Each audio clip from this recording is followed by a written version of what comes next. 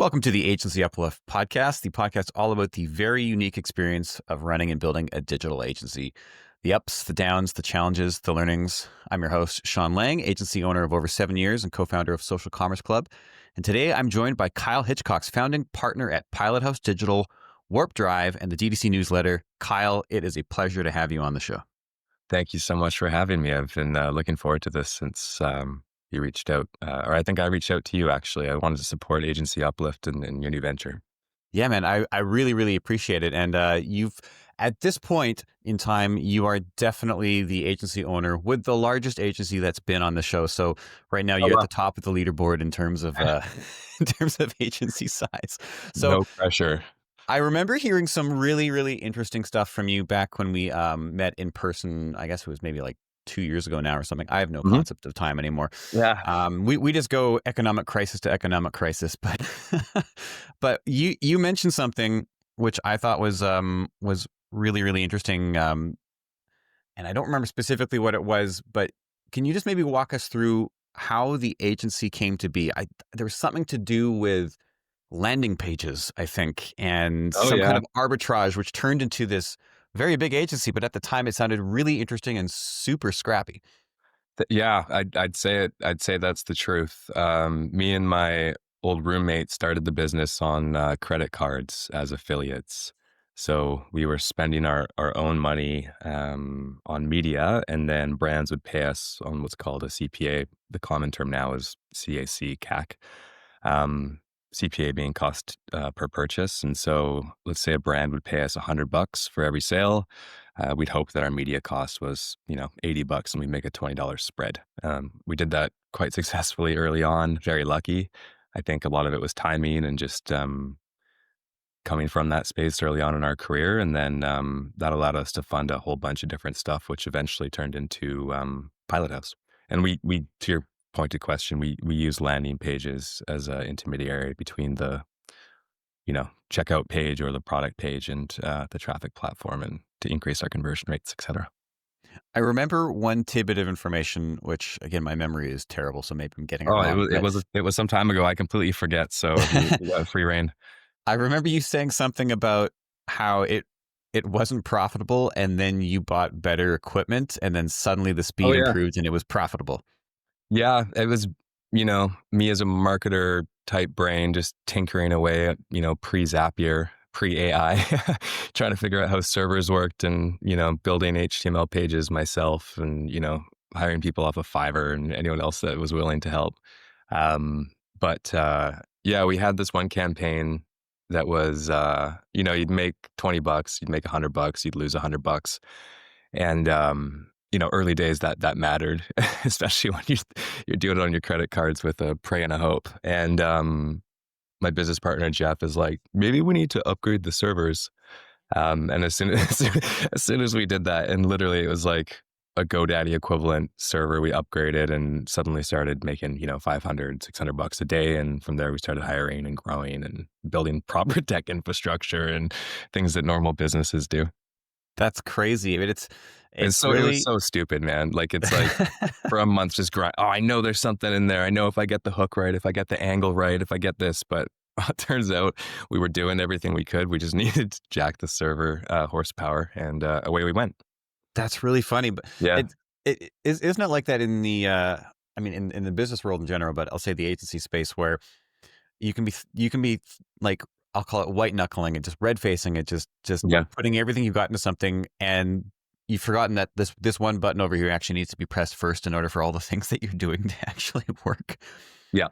And that still happens. I mean, that still happens. It's really just a struggle of information and knowledge and experience against the bandwidth you have, especially, for a brand. You might be a finance specialist or a creative person. You might not know the technicals. And I think it's easy to assume the basic stuff is known. Like, so often clients have, potential clients are just too busy or, struggle even to give us Shopify access to do an audit. And so we just have to jump on the call and do it with them. And they might have owned that business for some time. It might be quite successful, but it's not their core competency. So that's definitely something that we see too.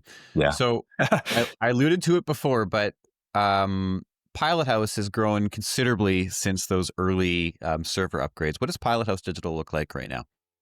Yep, we're about 175 strong. I'm trying to label them, but essentially just performance focused operators, marketers, media buyers, creatives, operationally minded people. That's spread across 4 business units. We've been very lucky to diversify. So there's direct to consumer, which is the podcast and newsletter network.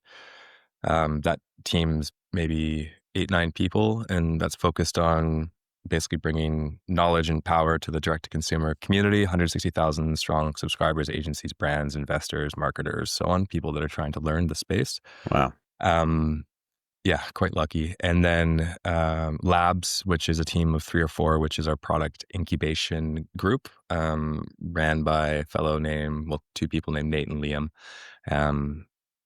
Something we've always wanted to do, but have invested heavily in the last year. And so that's starting to tick up. So really stoked to see that go. And then Warp Drive, which is the tech platform, conversion rate optimization, funnel building, tech suite, which we've used internally for years.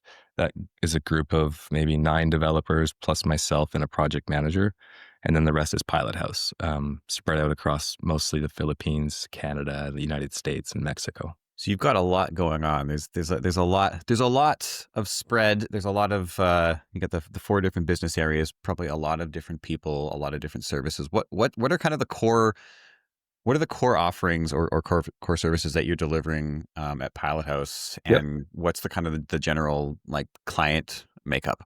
Yeah. I think everyone wants, I'm overly transparent. So, I think an ideal ICP is a brand that's, doing 10 that wants to go to 50 million.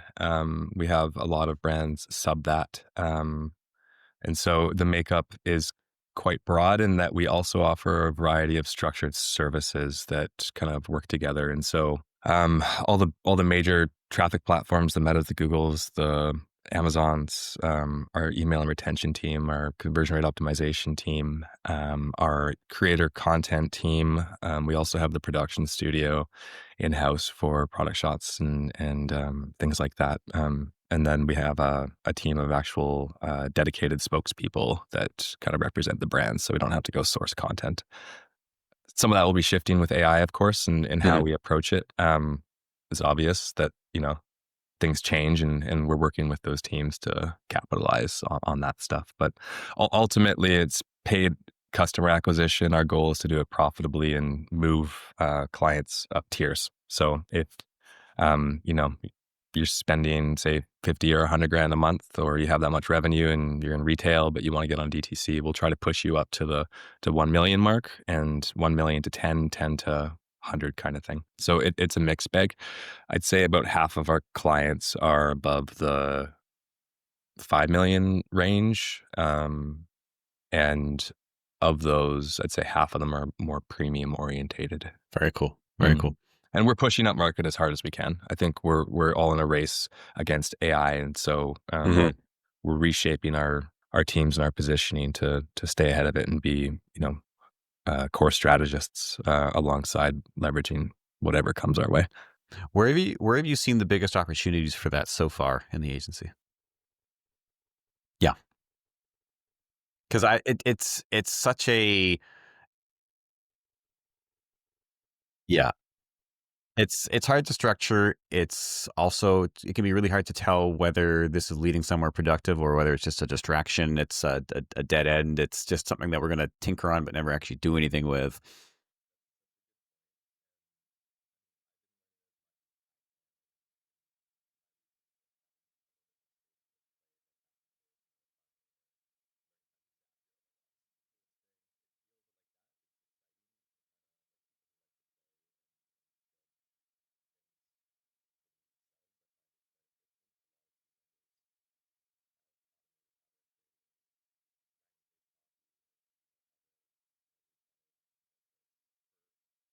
Because we are 175 people now, spanning those 4 business units, it's been exciting, but also frustrating in that it's not as easy to scale things across the company. Decisions take weeks and months Mm. operationally, so we don't disrupt our teams, so that the clients aren't disrupted, so that we know that it's the right thing. What we like to do is let people come with us with ideas, and then essentially empower, give space, motivate, and incentivize on cool ideas. And then if things get implemented, we operationalize around it. But the biggest wins, it's so fragmented across all the teams and all the people and all the different tools that they're using because everyone specializes in what they do, Yeah. that it's hard to say one thing. The thing that I'm most interested in right now for Warp Drive, which is what I can control, is auto optimization of our funnels, and then building and scaling components and modules and pages quickly. So that's really where I'm leaning in because I think that will make the biggest impact overall in the long term for what we do. So why don't you kind of give us a rundown of what Warp Drive does? Because that'll make a little bit more sense Yeah, contextually. sure. Thanks for the lead there. So in the original business where we were doing affiliate performance marketing, we built a tool that allowed us to track conversions in the moment across any platform, traffic source, etc. Then we turned that into kind of a funnel visualization tool. So if you can picture octopus arms, and then you picture different shopping experiences, but all in one kind of menu. You just drag pages that you build in, and then you connect them like octopus arms. It's the easiest way to explain it over voice. I don't know who will be watching my hands flying around the screen right now. Um, and then we can measure every step, and we can optimize on things like device or just a standard weighted round robin split test, or we can build all your promotional campaigns through the year using date. And there's all these triggers that basically switch which shopping experiences customers get, and then there's an attribution suite around that. That tool got us through the first business, which eventually funded Pilot House. I'd say about half of Pilot House's client teams use it, mostly for Meta and Google. Our Amazon teams, obviously, it wouldn't necessarily affect retention, using tools like Klaviyo. But they really use it to build high touch, high brand, high converting shopping experiences in front of Shopify, knowing the limitations and challenges with building and optimizing performing stores with that. What we're doing now is building a modularized component app builder. So we'll be able to basically spin up branded shopping experiences on top of the routing and reporting tool with all best CRO practices pre-configured just to save time. Spin up a new page, new brand, new idea, new pricing, subscription versus bundle versus whatever you want to test. You just do it real quick in the back end, and then it spits a link out that you never have to change. And so we're kind of optimizing and building funnels on top of Shopify like you would a Meta campaign. That's super, super cool. Who's your target user for this? Is it brands? Is it agencies? Is it both?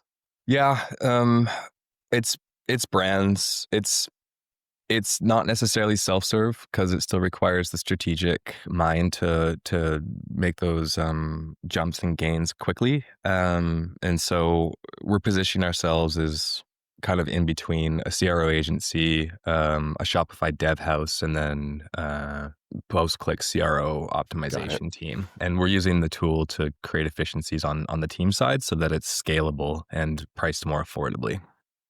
That's really cool. Mhm. I'm curious to hear how developing that tool has sort of influenced the operational decisions that you make at Pilot House, and sort of vice versa. Because I assume there's a lot of information sharing that goes back and forth.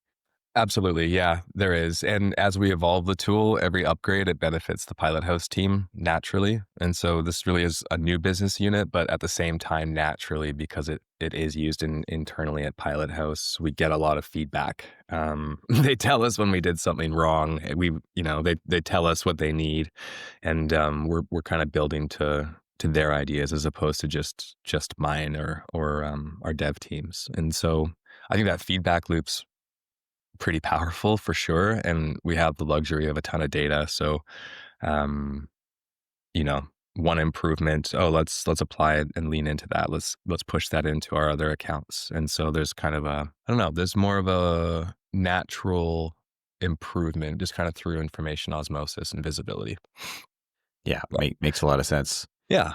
Yeah. And it's interesting times. Like I've been not day to day with Pilot House, and it's been really great to see.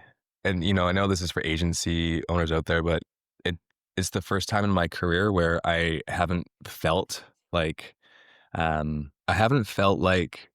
if I'm not there, things won't work. I Mm, feel the opposite, and it took a while to get there, but I one, just so grateful and like thankful for the team that we have to allow me creative space to go do something new. But also just for listeners, like your goal needs to be to make your business operate without you. hmm Yep. And if that's like a takeaway from today, uh, you know, just yeah, have that. It's not easy to do, but it's a really cool feeling once you get there. So on that note, because my next question was going to be, Mhm. um, what do you feel are some contributing actions that you took that sort of made that possible?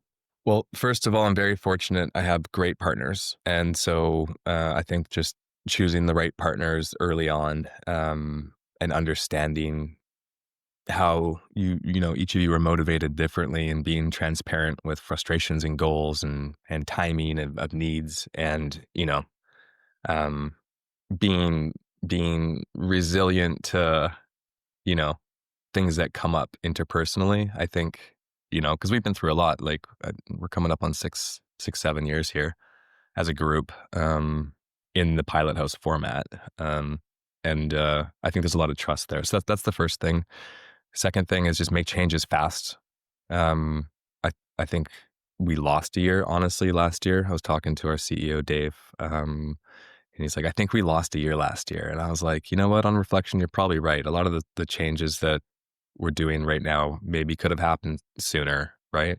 And Mm, so make your changes quickly, and make sure your team is involved in the process. Authorship's really important for us.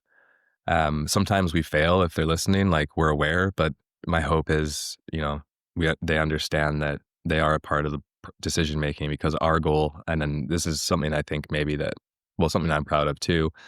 Our goal has always been to elevate our staff as our primary intention. So our jobs as owners was to elevate our staff, their personal learnings, their earnings, the opportunities that we give them. And that mindset has unlocked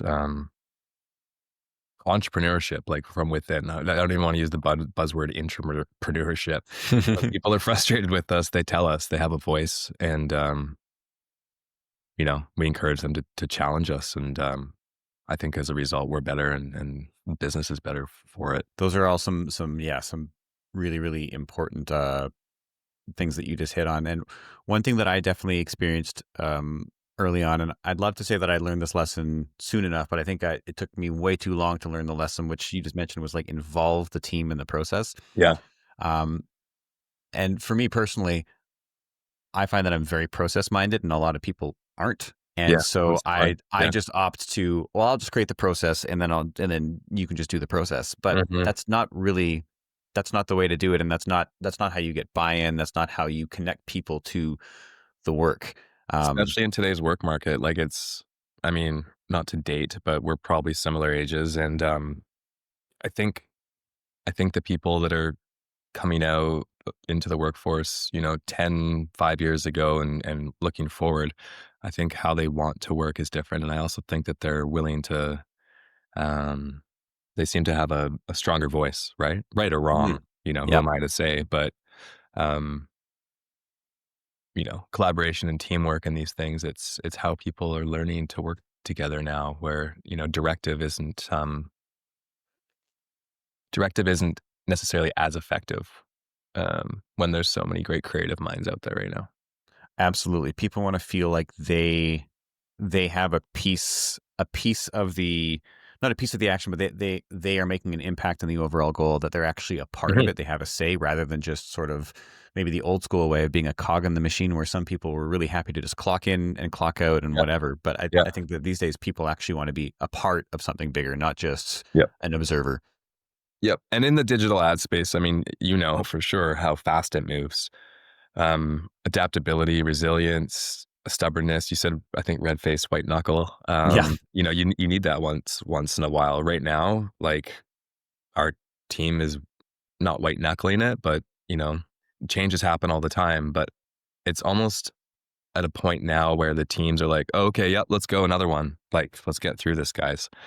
Because it is comprised of, you know, a group of people that have been in the trenches together and have, you know, Yeah. fought metaphorical wars, like, and as a result, you know, we can move quickly and, um, yeah, we're very lucky. But I think a lot of that, you know, not conflict, but when you go through things together over time and you get to know one another, staff, team, partners, whatever it is, then the next challenge is easier to solve because you know how you all work together. You know kind of who's strong at what. You know who will step up. You know who will take a back seat and observe, and then you know do their thing. I think just learning how everyone works in your org is critical. Totally. Yep. Yeah, Yep. I completely agree. yeah, Um, let's zoom out a little bit and look at more of sort of like the journey as a whole to get here. sure. Um, this is kind of a almost a silly question to ask. So I'll ask you to focus on maybe one or two. But what are some struggles that Pilot House experienced over the years, and how did you guys overcome that? I mean, when I say what are some struggles, I mean in the agency world, there's like a new one every day. So what Yeah, what's maybe a notable one? yeah. That's a oh man. Let me think. I'll start with a tough one really quickly. And I won't get into specifics just for whatever reason, but um, toxicity in your organization will unwind it, and you Mm, won't realize the fatigue or the cultural shift if you don't deal with things the right way. And so I guess I'm not going to be very specific, but you know, there's some stuff that happened maybe 2-3 years ago, and it took us about a year of consequences and negative culture buildup around that before we took the right action, which ended up in a termination. And yeah, I'll leave that one there. That's a takeaway. If there's toxicity in your organization, just clean it out real quick, yes. because the knock on effects are not worth it, and they're happening when you think that they're not. So that's one. That's a big one, and I think that Yeah. in many cases that's one that's easy to completely ignore until you realize, oh, I'm actually in the middle of it, and I should have taken action 6 months ago, Or you kind think of you thing. took action and you tried to fix it or save the situation, and then, you know, suddenly, you know, you're part of the issue accidentally when you were trying to make it work. Yeah, And maybe you just shouldn't have tried to make it work, is kind of the takeaway there. very Um, true. yeah, yeah. But all good, like, you know, lots of honest conversations and getting through things, and that's what leadership is all about. Second thing, I mean, the three biggies were COVID, iOS, and now the tariffs. Um, you know, and before that it was you know, Facebook compliance changes, and before that it was X, and before that it was X, and so, you know, I think those are the big ones. How we got through it, uh, learning how to communicate what's going on to the staff so they can effectively communicate what's going on to their clients quickly, I think is the actionable or takeaway from there. And then in not jumping in to save the day, but being present and being there for your teams that you trust to communicate these changes or impacts, and and really really knowing your shit, basically, and understanding where all those impacts are, is pretty critical. That, optics is one thing as an agency owner, but it's also actually just knowing your shit, because if your partners don't feel like you're on top of what is going to affect their business, you will experience churn. Mm. And that comes down to relationships. But in a performance type agency like ours, um, it's not just performance. It's also relationships. And if you were to weight those two, I'd say at the end of the day, your relationship is probably 20% and the performance is 80%. And so just making sure that those two are working hand in hand and the teams are feeling informed. I'm getting the sense from you, Kyle, that you have a very deep respect and trust for the team that you've built. Yeah. And I don't want to take any credit for that, because it's a bunch of people. And early on, we were having people train new people with no experience, because we hired 100 people in 8 months, right?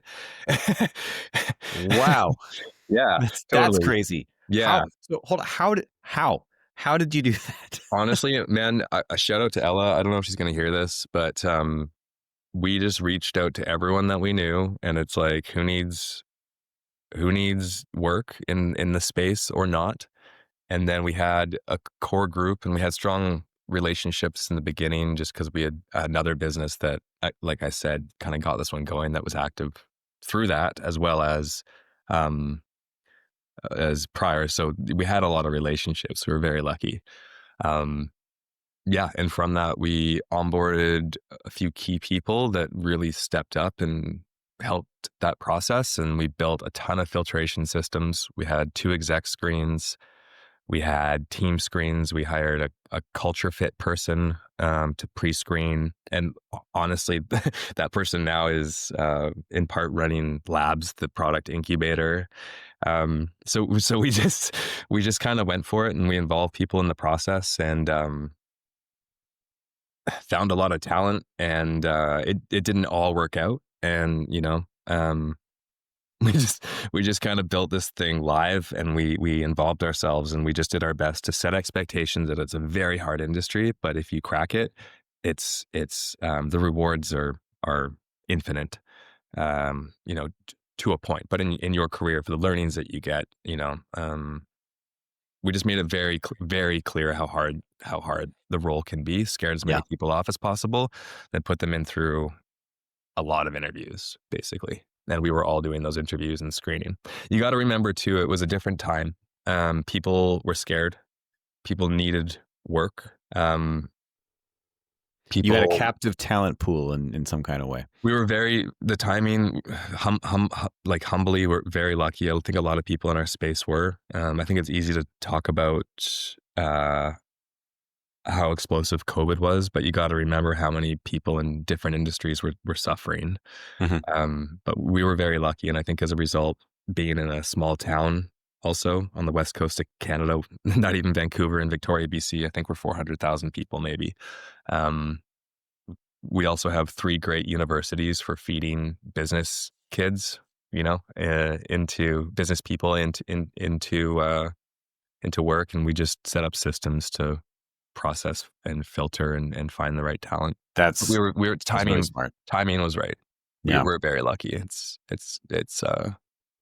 yeah, we were very lucky that way. So again, I'm very process minded. I'm already just trying to Yeah. imagine the infrastructure and the amount of chaos that was probably behind the scenes just to make sure that that stayed on the rails. But my other thought here Mhm. is not only just the gargantuan task of hiring and onboarding 100 people, and then obviously some of those people churn and then replacing them in that continual process, but Yeah. what did your new business acquisition look like for to generate that kind of need like that? Like what? Yeah. No, it's interesting looking back. I I think in the moment you don't realize it, but Yeah. I mean, we were closing 150K a month net new every month for like a year. Holy crap. Mhm. That's huge. And that because you were previous to that, you were not. Like that was a big shift. That was a big jump. Yeah, I'd say that was like near the back half. We built up into that, but also we could, again, very lucky. We had, we could see all the clients' data just piling up essentially. And so Dave is more of a risk taker than I am. He has an abundance mindset through and through. And thank goodness he did. Cause he saw the first 3 weeks of COVID, I'm at home buying bags of rice and he's looking at the data. He saw a little uptick, and quite an analytical mind. Also, he's quite bold, and he said, we're going for it, guys."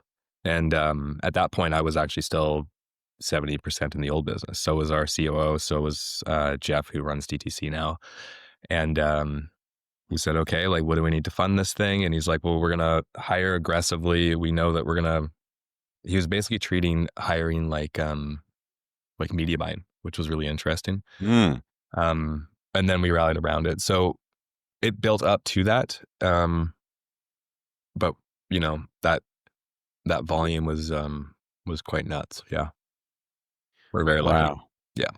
That that sounds wild, and I might have to come back to you for a second episode to sort of dig into Yeah. that insanity because I have so many questions. I mean, I'll ask you after the recording stops anyway. But Yeah. um, Yeah. I I mean, we can built a team. We built a team called the onboarding team, and that was like the Avengers crew. I was in there, and Dan and Dave were just hucking deals at us, and I'm in the middle with this kind of tight team, kind of buffering, getting everything set up right, making sure the basics and fundamentals are right, getting the angles and everything hooked in correctly into platform. We've had two separate creative teams. So there was like the Avenger creative team that would get everything going in the beginning, and then we'd push it into the core teams. And then from there, we'd go into pod structures. And while we were doing that, we were building different service offerings cross channel and so on. And all the department heads, pod leads, they all had experience. They worked with us in other businesses or that business. And, so we had killers out of the gate. Um, super important. yeah, yeah. We had a lot of killers out of the gate and found a lot more, but very lucky. I'd be happy to come back. Talking about it actually is pretty funny. I haven't thought about that in some time. We're going to talk about it regardless, whether it's recording or not. That's just like what. Yeah. But yeah, Kyle, it's been fantastic to have you on. Obviously, Uh-huh. we'll make it happen again. Where can people find out about you, and where do you want to point them specifically? Oh, Pilot House is great. I mean, I'm still involved. Pilothouse.co, the intake form on there is a good place, or just message me on LinkedIn. Happy to chat agency stuff or whatever. Yeah, there you go. Awesome. Cool. Thanks, Kyle. Thanks for having me. This was fun. Appreciate it. And been a pleasure. All right. Bye.